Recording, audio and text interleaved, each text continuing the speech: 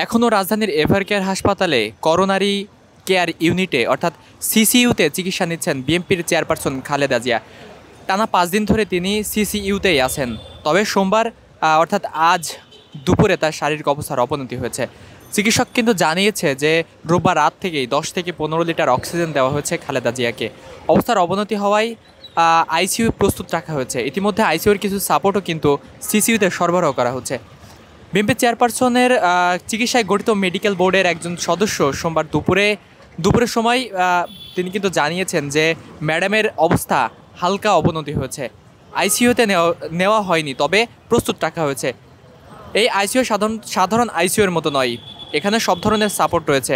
তবে medical board এখনও সিদ্ধান্ত নেয়নি। ম্যাডাম আরও নিবিড় পর্যবেক্ষণে রাখা হয়েছে। দর্শক, এই মুহূর্তে রাজধানীর এভারকেয়ার হাসপাতালের সামনে থেকে সেই দৃশ্যটি দেখানোর চেষ্টা করছিলাম। গত 23 নভেম্বর বিএনপির চেয়ারপারসন বেগম খালেদা জিয়া এই হৃদরোগের সমস্যা নিয়ে মূলত রাজধানীর এভারকেয়ার হাসপাতালে কিন্তু তিনি ভর্তি হয়েছিলেন।